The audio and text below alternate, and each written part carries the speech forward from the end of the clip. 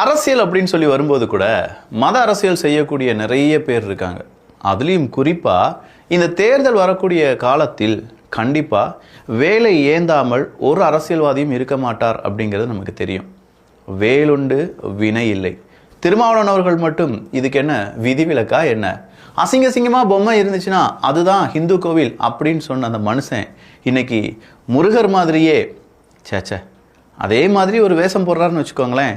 தலையில் கிரீடமா, கையில் வேளா, ஒரு பெரிய மாலையா, அசிங்கமாக பொம்மை இருந்தது. இப்போது மிகப்பெரிய அளவில் வேலுண்டு, தமிழுண்டு, கிரீடம் உண்டு அப்படின்னு சொல்லி மாறி நிற்கிறார். காரணம் என்ன? ஓட்டு தான், வேற ஒன்றுமே இல்லை. 2026 தான். இது மட்டுமா? அவன் பொருள் எடுத்து அவனையே போடுறது அப்படின்னு ஒன்று சொல்லுவாங்க தெரியுமா? அது யாருக்கு பொருந்தும் அப்படின்னா திமுகவுக்கு பொருந்தும். பொருள் என்ன? மத அரசியல். எந்த மதம்? சிறுபான்மையினருடைய மதம். அந்த பொருளை எடுத்து திமுகக்கே ஒருத்தர் செஞ்சு விட்டார் அப்படின்னா அது யார் தெரியுமா? வேற யாருமே கிடையாது, விஜய் அவர்கள் தான். தமிழக வெற்றி கழகத்தினுடைய இந்த கிறிஸ்துமஸ் விழா கொண்டாட்டம் அப்படின்னு ஒன்று இருக்கும் பார்த்தீங்களா? அது எப்படி இருந்துச்சு அப்படிங்கிறதையும் இந்த ஒரு பதிவில் பார்க்க போகிறோம். இது ஆழமான அரசியல் சதுரங்கம்.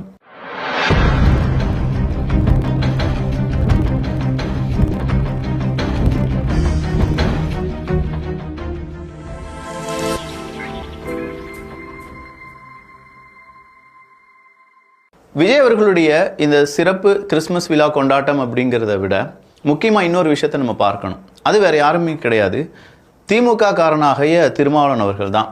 திமுக காரனாகிய திருமாவளவன் அவர்களா? அவர் விசிக காரன் தானப்பா அப்படின்னு சொன்னால் அது இன்னைக்கு பலருக்கும் மறந்து போச்சு.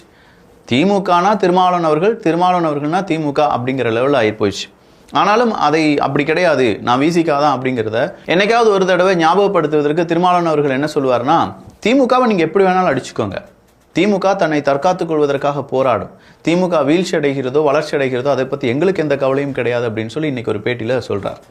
அப்படி சொன்னதோடு மட்டும் இல்லாமல் விஜய் அவர்களையும் சீமான் அவர்களையும் ஆர்எஸ்எஸ்னுடைய குழந்தைகள், பிஜேபியினுடைய குழந்தைகள் அப்படின்னு சொல்கிறார்.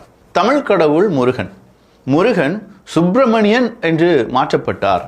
குமரன் சுப்பிரமணியன், பிரம்மணியன் அப்படின்னா பிராமணர்களுக்காக மணியன் அப்படின்னு சொல்லக்கூடிய வேலை செய்யக்கூடிய நபராக இந்த சுப்பிரமணியன் இல்லாட்டி குமரன் அப்படிங்கிறவர் மாற்றப்பட்டார். தமிழ் கடவுள் முருகன் மாற்றப்பட்டார். இவர் தமிழ் கடவுள், நீங்கள் சமஸ்கிருதத்தை தாய்மொழியாக கொண்டவர்கள், உங்களுக்கு எப்படிப்பா முருகன் அவர்கள் வருவார், நீங்கள் எப்படிப்பா அவர் தமிழ் கடவுள் பிராமண கடவுளாக மாறினார் அப்படின்னு சொல்லி ஒரு கேள்வியை கேட்குறார். ஐயா, நாங்கள் என்ன கேட்கிறோம் என்றால், நாங்கள் தமிழர்கள், எங்களுக்குன்னு தமிழ் அப்படிங்கிற அந்த மொழி இருக்கிறது, அந்த பண்பாடு இருக்கிறது, அந்த கலாச்சாரம் இருக்கிறது. நாங்கள் எப்போது இருந்த ஐயா திராவிடர்களாக